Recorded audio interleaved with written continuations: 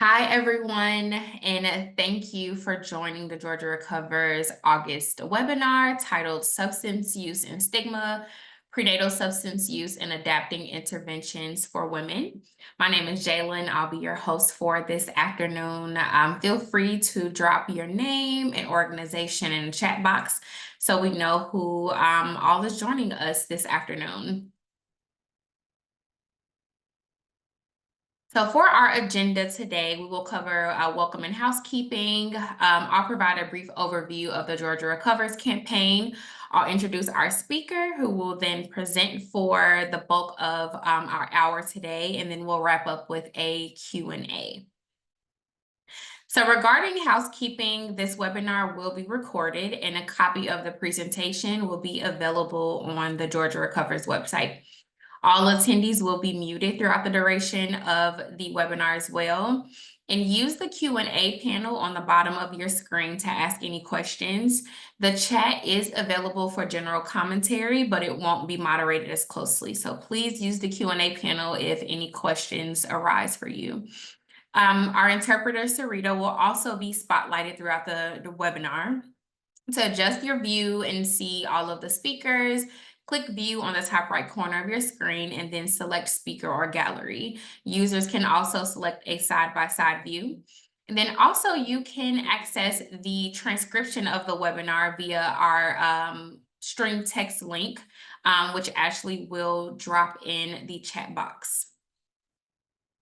And on to our Georgia Recovers overview. So Georgia Recovers is an evidence-based public health campaign that is aimed to reduce the prejudice and discrimination that's associated with substance use disorder in Georgia. This campaign is powered by the BHDD and builds off of the pivotal work of Georgia Council for Recovery. So we have a few goals and objectives, including increasing knowledge around substance use disorder and that recovery is not only possible, but probable. We also seek to improve attitudes towards those living with and are in recovery from substance use disorder and strengthen the capacity of stakeholders, including organizations and individuals that are already responding to the crisis. So we have 3 pillars of work, including community connection, story sharing, and education. So under our community connection umbrella, we connect with different organizations across the state of Georgia. We also have our advisory committee, aka our CIC, that help to guide the direction of the campaign. Story sharing is also really central to the work that we do. So we collect stories of recovery and allyship, and those stories are shared across our social media channels. We also change attitudes by promoting messaging that speaks to hope and recovery. We also host these bi-monthly webinars that shed light on topics that are related to substance use disorder. If you or anyone you know may be interested in sharing their story with Georgia Recovers, Ashley is going to drop a link in the chat so we can get started with our story collection process. If you've watched or kind of tuned into our story library at all, you know how inspiring and moving these stories can be. Also connect with us on our social media platforms. So at Georgia Recovers on Instagram and Facebook. Also, if you're interested in becoming an official campaign partner, Ashley is gonna include that link to our partner form in the chat. Takes about 5 seconds, just collecting some demographic information, and then we'll be good to go. And on to our speaker for today. So Dr. Kallio Hunnicutt-Ferguson is an assistant professor at Emory University School of Medicine, Department of Psychiatry and Behavioral Sciences, and a prevention specialist with Emory Center for Maternal Substance Abuse and Child Development. She completed her PhD in clinical psychology at Northwestern University's Feinberg School of Medicine, internship at the New Jersey VA healthcare system, and a postdoctoral fellowship at Weill Cornell Medicine. Dr. Hunnicutt is actively involved in research and prevention efforts focused on substance use disorders and their impact on women's health. She is also a licensed clinical psychologist with expertise in providing evidence-based psychotherapies, including cognitive behavioral therapy, motivational enhancement therapies to adults with substance use disorders, in addition to co-occurring mood, anxiety, trauma, and related disorders. She is passionate about teaching and has leadership and education roles in psychology and resident training at Emory. So thank you so much for joining us today, Dr. Hunnicutt. I'm going to stop sharing my screen and then pass it on to you. All right. Thank you so much, Jayla. It's great to be here. All right, I am sharing my screen. Yeah, so thank you so much for the introduction. I won't go into any more detail about my background, but I know we're gonna have the Q&A for any questions, and we'll also save some time at the end for questions as well. And we have a lot of material to get through today, so I'm just gonna kind of jump right in. So as always, I need to and want to acknowledge funding sources, and I do not have any conflicts of interest to report. And just like to, I am, as Jayla mentioned, I'm a licensed clinical psychologist, and I'm also a prevention specialist with the Emory Center for Maternal Substance Abuse and Child Development. So I'd like to just provide a brief overview of our services as is relevant to this presentation. And so our center is under the direction of Dr. Claire Coles, has really been active since 1980 and has focused on the effects of prenatal exposure to alcohol and drugs, both legal and prescription. And we have a few different arms. We have developmental research and brain imaging, the prevention arm, which is really what I'm a big part of, and then our treatment and research arm, where we actually provide intervention, assessment and intervention services for children and families that are affected by prenatal substance use. And so today we're going to be talking about a lot. So I'll try to get through and try to, as I mentioned, leave time at the end for questions. I will hope by the end of today's presentation that you will be able to describe the stigma related to substance use disorders, as well as the unique ways that stigma comes up for women and pregnant women with substance use problems. I will hope that you all will be able to name the most commonly used substances by women and during pregnancy and their impact on child development. And then the final part of the presentation, I will review interventions for substance use disorders and what we know and also don't know about adaptations that are needed to address the unique needs of women and pregnant women with substance use disorders. So I always like to start with some definitions. You all may or may not be familiar with these already, but we know that the majority of the population does use some kind of addictive substance, even if it's only caffeine. And so we think of substance use disorders on a continuum. That ranges from no use to moderate or mild use to problematic substance use. And so when we are looking out for substance use that's becoming a problem, we might look for things like somebody who's repeatedly tried to stop using the substance and been unsuccessful, someone whose tolerance has increased over time for a substance. They're needing more and more of the substance to get the same effect. Someone who may have withdrawal symptoms when they stop using the substance. And it could also include things like engaging in high-risk behaviors when using the substance, or just more generally having problems resulting from the substance, like interpersonal problems or problems functioning at work and continuing to use the substance despite those problems. And though the field has made some progress over the years with stigma, there is still, unfortunately, stigma associated with substance use problems. And there are some people who still think that these problems, people should just be able to handle them on their own, that willpower should be enough, or that having problems with the substance is a moral failing. But actually, we know that substance use disorders are a chronic brain disorder. and at the same time are treatable medical conditions.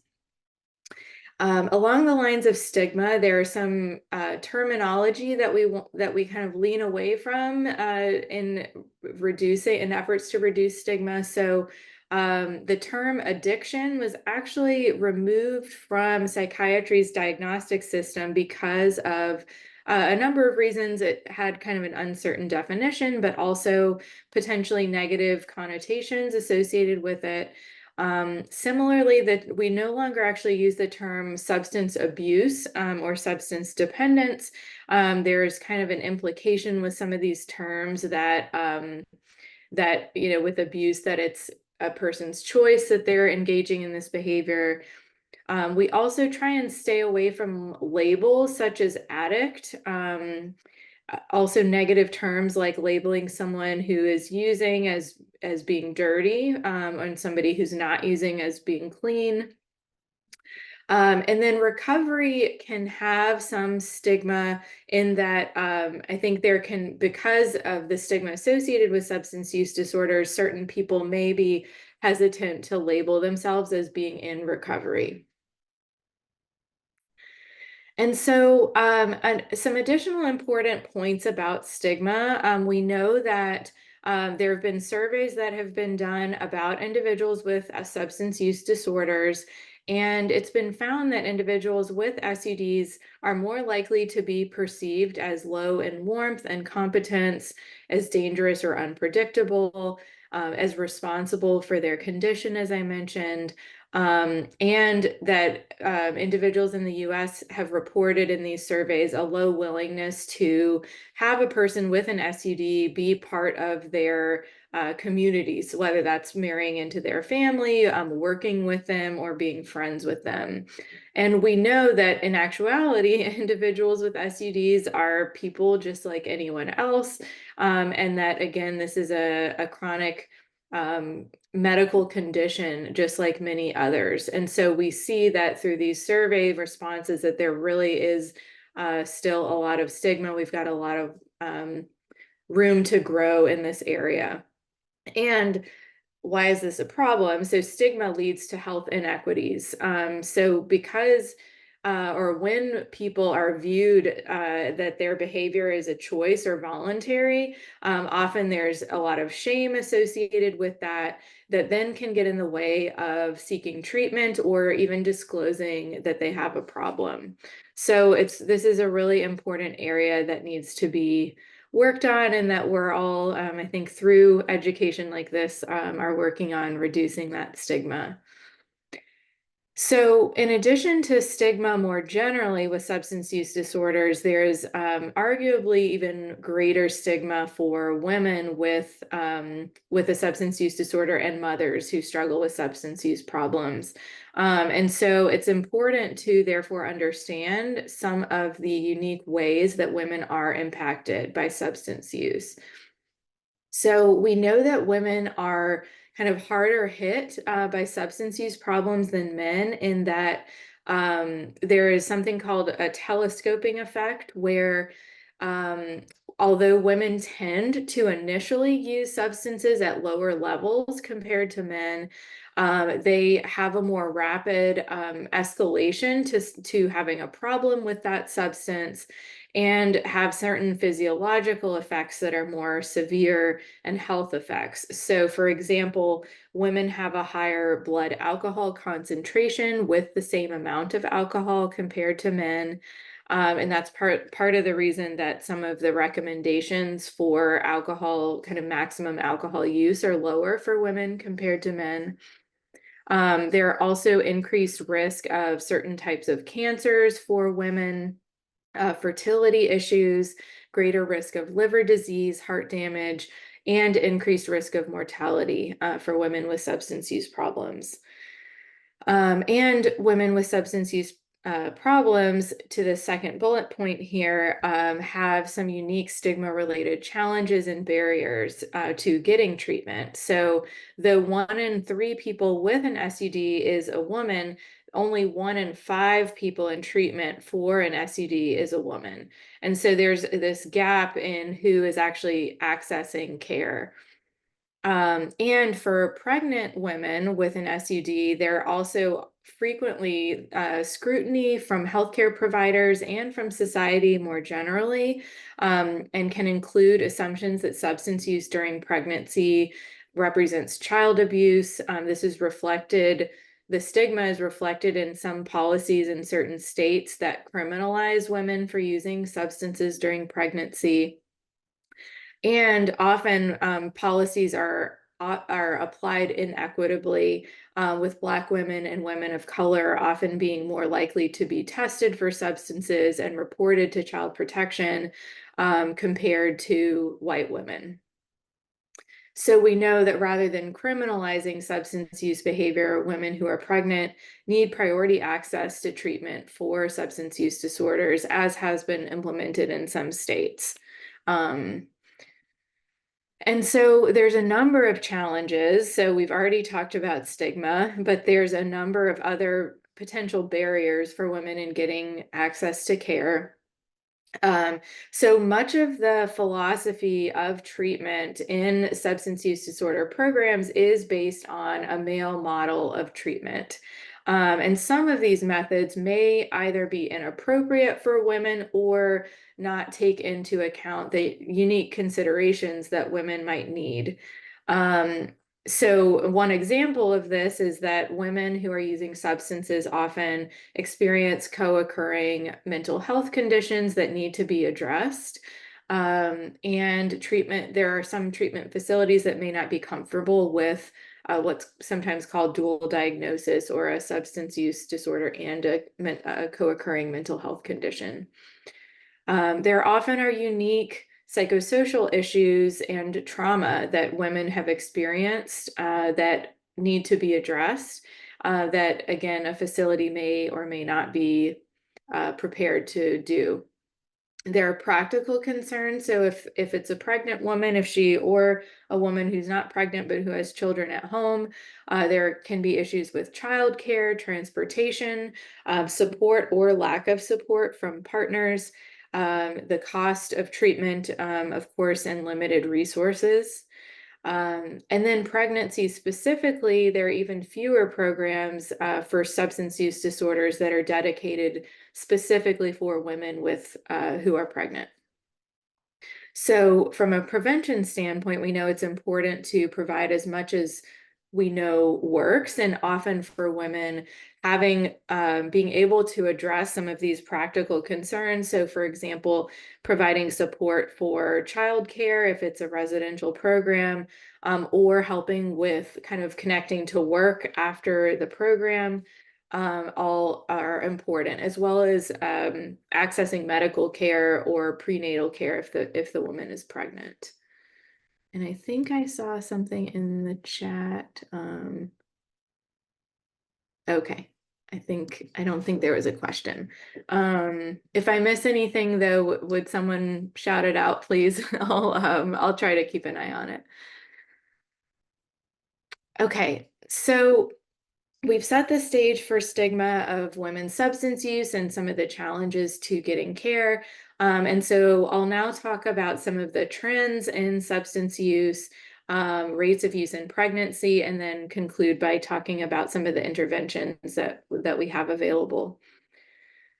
So some of the changing trends that we've seen, in the past, men were more likely to report use of alcohol and drugs, and that's part of why probably a lot of the treatment programs are based on a male model, but rates among women are rapidly approaching those of men. And actually among certain age groups like teens, there are no differences, gender differences. Men still do report overall higher use of alcohol, tobacco, and most illicit drugs, but women and men do report the same levels of opioid misuse. And so this diagram is from SAMHSA's National Survey on Drug Use and Health. And so we see that this is past year substance use among women in the 12 and older is just the range that people, or that is part of this survey. But we see that It is legal drugs that are most commonly used. So alcohol really stands out here, as well as tobacco products. And then in some states, marijuana is legal, and that's obviously changing rapidly. And so we'll look at this more specifically. So for alcohol use among women 12 and older, about 60% of women report using alcohol in the last year, with past month use being slightly lower, around 50 to 55%. And we see similar rates of alcohol use across women of childbearing age. And in looking at trends across the past few years, these rates have generally remained fairly stable. But when we look at if we go back to the continuum of substance use, it's important to look at substance use that may be more problematic. So, for example, binge alcohol use. And we see that among women who do report alcohol use, about 40% report engaging in an alcohol binge, which is 4 or more drinks in a sitting. And they report doing that at least one time in the past, in a 1 month period. And then the red center in the circle, they're in a fewer number, but still fairly substantial, about 23%, that, about 23% of binge alcohol users, of those, about 10% are reporting being a heavy user, which is binge drinking on 5 or more days per month. And when we think about, again, kind of risk reduction, we're going to be targeting, or we want to target, kind of reduction of binge use. And when we think about prenatal exposures, that's another important target, because we know that about 50% of women of pregnancies are unplanned. And so for women of childbearing age who may be binge drinking, they could have an unintentional exposure. In terms of tobacco use, we see about 20% of women reporting past year tobacco use. This includes all types of tobacco products, so cigarettes, e-cigarettes, nicotine vapes. And we know that there is some variation in by age group in who's using what type of tobacco product. Though really there's not actually any safe way to ingest tobacco products. But I think there's a perception that vaping is safer, but we know that's not the case. But you can see that among individuals 12 to 17, a vast majority are vaping, as compared to in the 26 and older age group, there's more of many more are using kind of traditional cigarettes.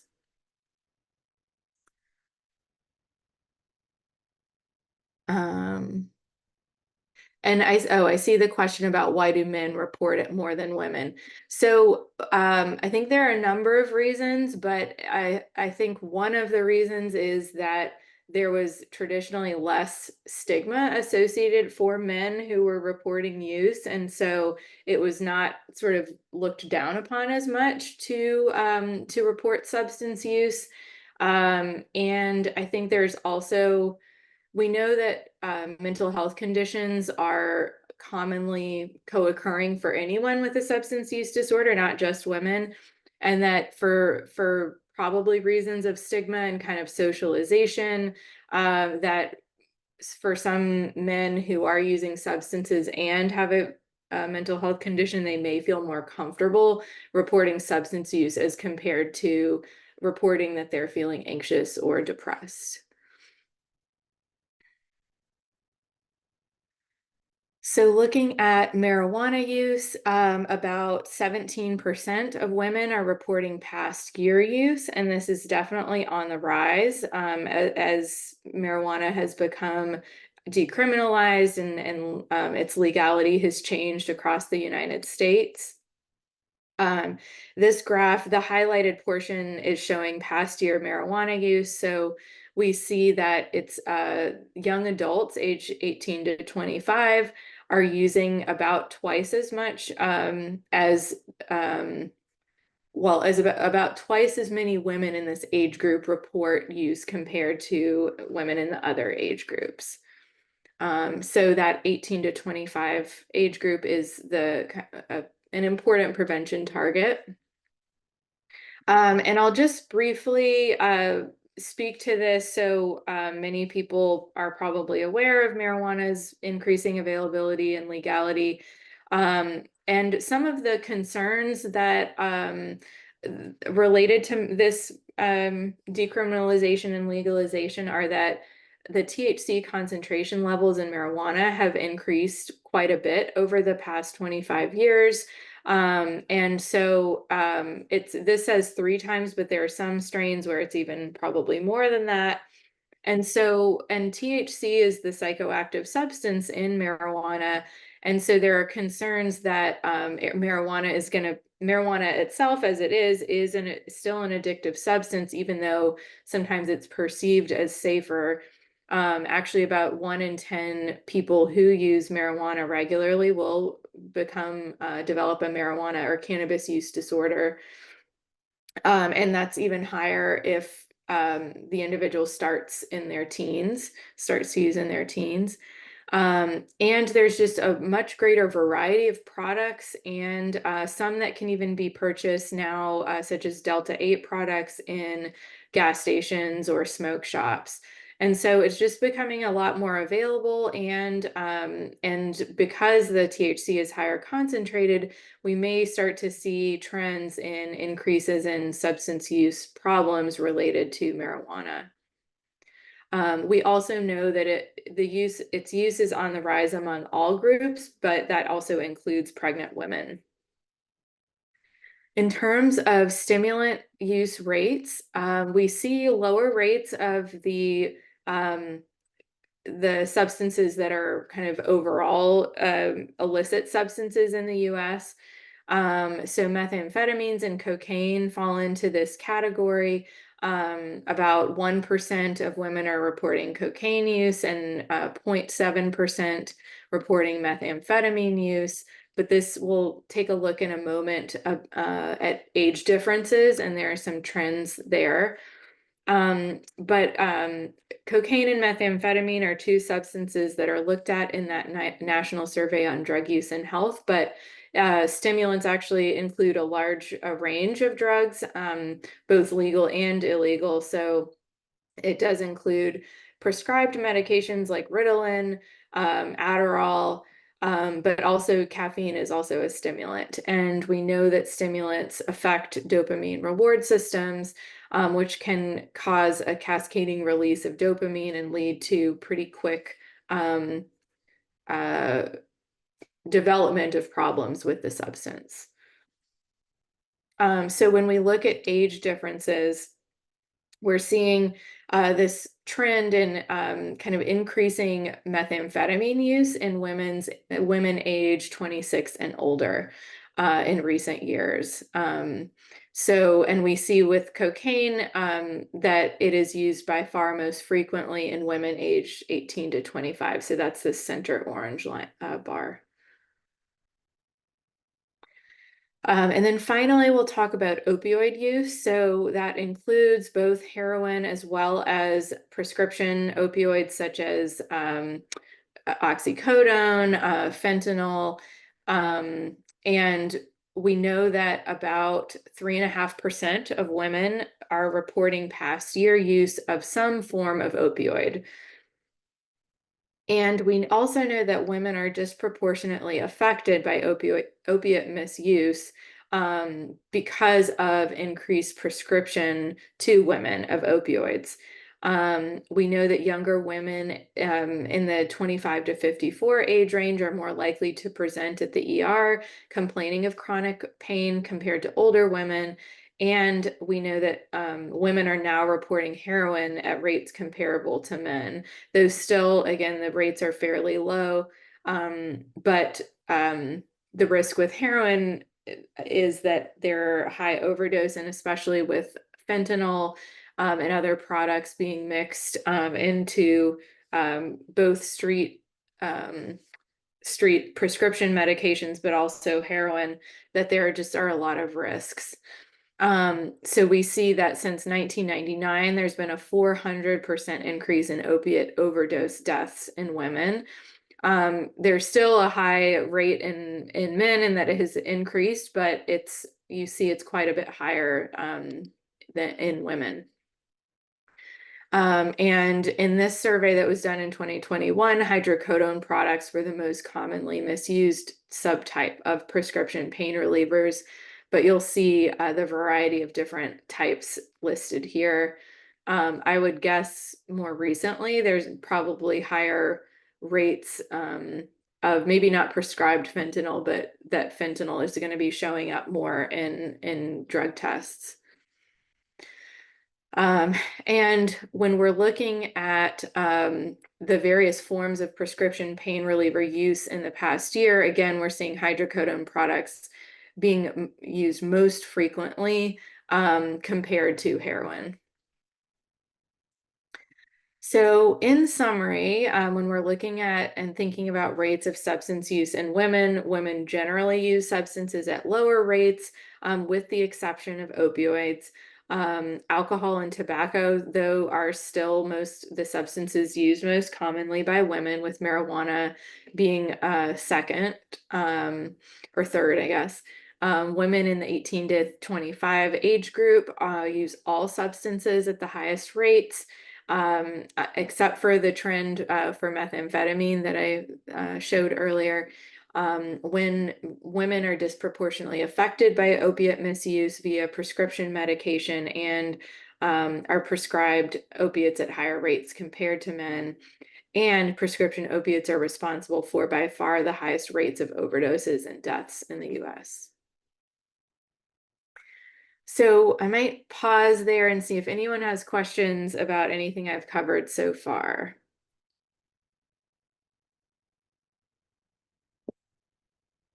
All right, so I'll briefly touch on some of the unique issues and rates of substance use for pregnant women, and then we'll conclude by talking about interventions. So there's a number of reasons why I think sometimes, again, related to stigma, people question, are we assuming that most people know that using drugs or alcohol during pregnancy is not what you should be doing?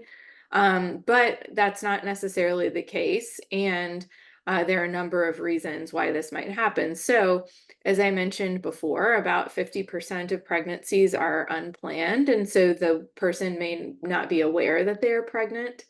They may not be aware of the severity of damage that substances can cause. There are frequently these normative comparisons. So I know this other person who drank throughout their pregnancy and their kids turned out just fine. There may be normative substance use within the social group or family. So it's very common for women that have a substance use problem to have a partner who also has a problem. Or it could just be that within their family, it's been high rates of substance use has been normalized. They may be using substances to cope with difficult life situations. Again, they may have a substance use disorder, meaning it's going to be hard for them to just stop cold turkey, even if they have a very good reason. They may fear the consequences of disclosing use, so that may prevent them from getting the help that they need. And physicians may not ask or know how to help if the person does endorse use. And a pregnancy is an incentive to quit, but it also can be added stress and a fairly short time to change behavior, social life, and relationships. So on the one hand, so this graph shows rates of substance use nationally for women who are pregnant and then not women who are not pregnant. So the green is women who are not pregnant. So the good news is we see there is a significant difference for rates of substances reported used during pregnancy compared to when women are not pregnant.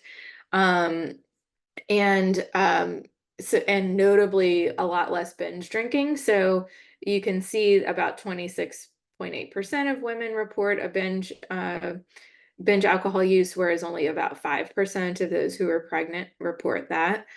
Um, so, and we also know that in women who are intending pregnancy, they are about 30% less likely to drink alcohol. So the issue comes with, as I've mentioned several times, that a substantial number of pregnancies are unplanned, so there may be unintentional exposures. And when we think about specific high-risk groups, so for example, teens and young adults, we know that about half of US adolescents will be sexually active by the age of 18, and of these, more than half report having used alcohol or other substances during their last sexual encounter, which can then, of course, reflect or affect increased likelihood of unprotected sex or compliant use of birth control. Um, again, we're seeing the highest rates of substance use of legal substances, alcohol, cigarettes, and then a similar number using marijuana compared to cigarettes. And then smaller percentages of other drugs like opioids, cocaine, hallucinogens. But the other thing we know is that these are likely all underestimates of use. Underestimating or underreporting use of substances is common across the board, but certainly for individuals where stigma is higher, it's going to be even more common. So again, legal drugs are the most commonly used, followed by marijuana and prescription drugs. Cocaine, methamphetamines are next, and then opiates like heroin and other prescription opiates are the least reported. However, I think what's really more the norm is that if someone is using one substance, they are likely to be using multiple substances.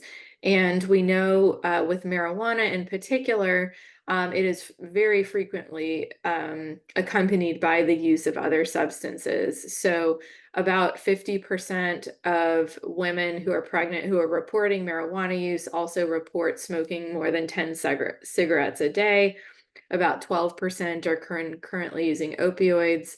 About 10% report using stimulants, and about 4% of those have an alcohol-related diagnosis, so an alcohol use disorder during pregnancy. So if you are a provider or someone who works with pregnant women, if you hear that they are reporting marijuana use, you want to be kind of attuned to asking about whether they might be using other substances as well. So I'm realizing this may be a little bit small to be able to read, so I'll try and read out. We know we have quite a bit of understanding of the effects of different substances when they are used during pregnancy. So tobacco and nicotine has some negative short-term and long-term consequences. So it increases in the short-term risk of stillbirth and breathing issues. The babies that are born have an increased risk of SIDS, as well as long-term increased risk of auditory perception, difficulties, language development, and conduct disorders. With marijuana, there haven't been any consistent short or long-term effects found. And consistent is underlined here because the problem that has come up with a lot of the data is that the research that's been done, the individuals who've been included have often been, in addition to marijuana, been using multiple substances. So there hasn't been a way to kind of parse out yet, or we haven't found any effects specifically of marijuana. The studies that have shown effects, the women were also using stimulants like cocaine or alcohol. And so that's not to say that we recommend women use marijuana during pregnancy. It's more to say that right now we don't know. And I think another piece that's important here is that going back to the increased concentrations of THC over the years, we don't yet have data on whether that increased concentration of THC might have some unique effects. Alcohol is one of the most teratogenic substances when used during pregnancy. It causes global cognitive deficits, facial dysmorphia, specific neurodevelopmental impacts, and academic deficits, among other problems. The main effect of opiates is neonatal opioid withdrawal syndrome, or what you may have heard called NAS, or neonatal abstinence syndrome. So it actually doesn't seem that opiates have prolonged long-term negative effects. It's more in that if the parent is using opiates right up until the birth, the baby is going to go through withdrawal symptoms when they are born. And so that can be medically managed. But once the opiates are out of the baby's system, there don't seem to be any other effects. And then finally, stimulants, including cocaine, have quite a few negative effects as well. So miscarriage, increased risk of stillbirth, preterm birth, and growth retardation. And long-term, there are arousal regulation difficulties. It affects emotional development and executive functioning, so cognitive abilities. All right, so the final portion, I'm going to talk about interventions for women and pregnant women with substance use disorders. So first, I'll just briefly cover, these are the evidence-based interventions for substance use disorders. This is not specific to women. There are quite a few medications that are FDA approved for substance use disorders, specifically for nicotine, alcohol, and opioid use disorders. And SAMHSA's website has a great treatment locator for accessing providers who can prescribe these kinds of medications. There are psychotherapies that are evidence-based for substance use disorders, including cognitive behavioral therapy, motivational interviewing, and community reinforcement approaches. And then adjunct supports are often very helpful. So things like community support groups like 12-step, AA and NA, or Smart Recovery, which is more of a skills-focused community support group. And then often family and couples therapy is very helpful, getting the involvement of the person's family to help support recovery. I mentioned before the importance or the common, how common it is that mental health conditions co-occur with substance use disorders. This slide just covers what is common during pregnancy and postpartum, but this would be, of course, important to address as part of treatment. So we know that mood and anxiety disorders co-occur in about 50 to 80% of mothers or birth givers during pregnancy or postpartum. And can last up to 2 years postpartum. Baby blues are experienced by almost the vast majority of women, depression in about 20%, anxiety in 6 to 8%, obsessive compulsive disorder in about 4%, PTSD in about 2 to 9%, and psychosis in about 1 to 2%. And so when we're looking at adaptations of evidence-based therapy for women and pregnant women, so there are a number of adaptations that have been recommended. And unfortunately, while there are those evidence-based treatments that I mentioned before for substance use disorders, much of the research really has focused on men or has not taken into account the unique needs of women. There may be more, but in my recent search, there is one treatment that has been adapted for women with substance use disorders. So I have the manual screenshotted here, the Women's Recovery Group. And so there really has not been a lot that has been done. I think for those of us who work clinically in the field, we're really just trying to understand each individual woman on an individual basis and try and make sure to treat the co-occurring disorders in addition to the substance use disorder.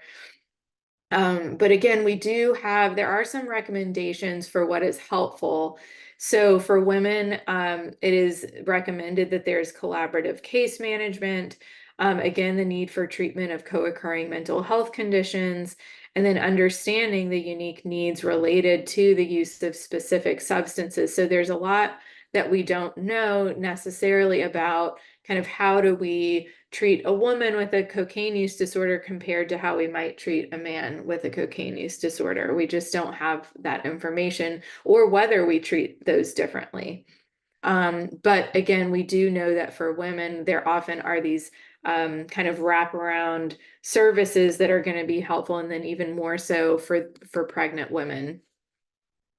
So hopefully you can see this slide okay. So that treatment does not occur in a vacuum. So some additional recommendations and considerations include different levels of intervention at the structural, community, interpersonal, and individual level. So this can include public policies, access issues that I mentioned earlier, human rights issues, stigma, we've talked quite a bit about today already, community-based research that is needed, gender-based violence, addressing gender-based violence, relationship issues that may be unique to women along with trauma, and then individual targets, gender identity, sexual orientation, race and ethnicity factors, and pregnancy, along with any medical comorbidities or trauma. So just to summarize, substance use problems in women, women are using substances at increasing rates and approaching rates of use that we see in men, and experience unique health effects of substances that contribute to substance use problems, along with frequently experience concurrent mental health problems that need to be addressed. During pregnancy, cigarettes and alcohol are used most commonly, with the use of multiple substances being more the norm. And there are many barriers to accessing evidence-based care for women with substance use problems that we covered. And also adaptations that have been recommended, but that we also have not been the subject of a lot of research to date.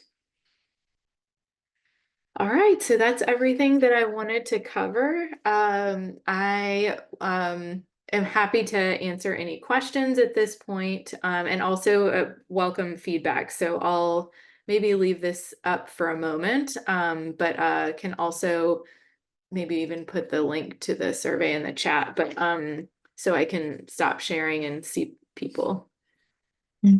Thank you so much, Dr. Kallio, for your presentation. Very, very informative. You provided a lot of foundational knowledge and then kind of moved into those interventions, which was really, really helpful. So we got a few questions, but I'll start off with Adrienne's. It says, are there any posters, brochures, or other literature around prenatal substance use that can be provided to local medical providers or child welfare officers to display or provide in their offices? We see these resources for tobacco, but not for alcohol and other drugs, and it seems like it could be helpful in kind of lifting the stigma that's associated with this, with women and substance use. So any thoughts there around posters and brochures that could be shared? Yeah, our center has definitely developed a lot of different materials. Let me just, if you're interested, and this is actually a big part of our prevention work, is getting out into the community and distributing this kind of information. But yes, Taylor, our wonderful public health educator, is here. And so she just put her contact info in the chat. If you have anything specific, because we have informational brochures about almost all substances, and some of them in multiple languages as well. Perfect. And again, thank you so much, Taylor. We love when we can tackle things from all areas. So I'll move on to our next question. Let's talk about the role of community resources and support networks and how they play in the success of interventions of prenatal substance use and how these resources can be better utilized. Yeah.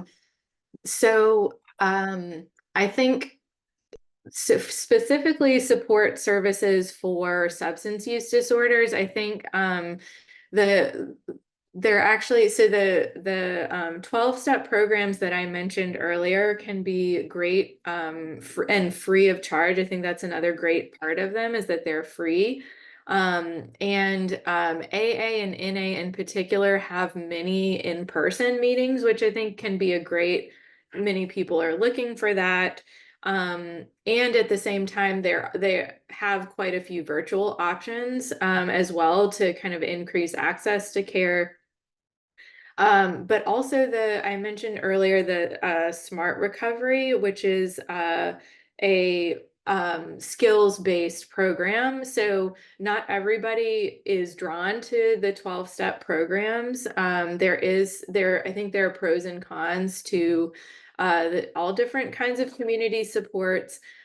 Typically AA and NA is peer led and is there is some stigmatized language that is used. So you have to call yourself an addict. And so that is not always preferable to some people. So Smart Recovery is a great alternative. It is, like I mentioned, a skills focused program they have fewer in-person meetings, but they have lots and lots of virtual options.